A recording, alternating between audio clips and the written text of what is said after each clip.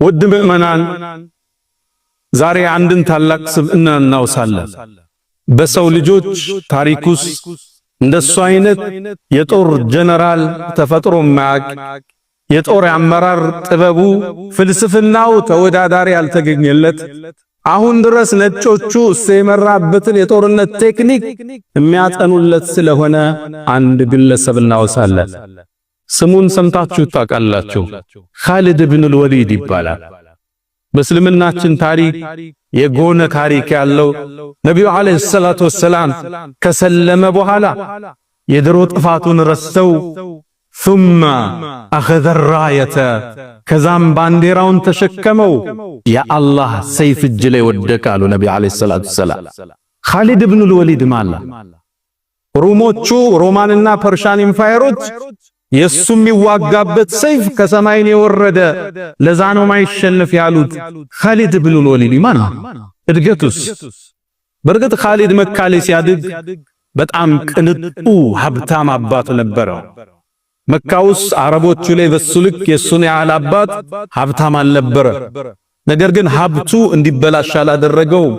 አባቱ ጀግና አድርጎ አሳደገ። አባቱ ቢሰልም ኑሮ የቁረይሽ ማህበረሰብ ይሰልማል የተባለለት ወሊድ ኢብኑ አልሙጊራ የተከበረ ሰው ነበር።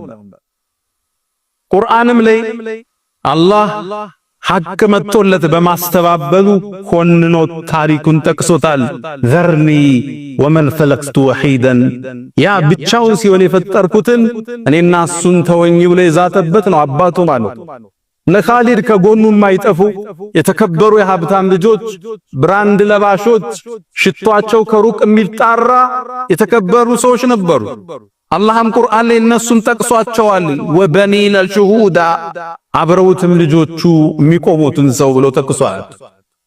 ቁረይሾቹ እስልምናን ለመቀበል አንዱ መስፈርት ያቀረቡት ቁርአን መሐመድ ጋር ከሚወርድ አለይሂ ሰላቱ ወሰላም ለምን ወይ ጣኢፍ ላይ ባለው ዑርወት ኢብኑ መስዑድን ተቀፊ አላም በወሊድ ኢብኑ አልሙጊራ ላይ ለምን ቁርአን አልወረደም ማለት ለውላ ኑዝለ ሃዛል ቁርአን አላ ረጁሊን ሚነል ቀርየተይን ዐዚማ ከተከበሩ ከሁለቱ ባንዱ ለምን ያልወረደ የተባለለት አንዱ ግለሰብ ወሊድ ኢብኑ አልሙጊራ የኻሊድ አባት ነበር።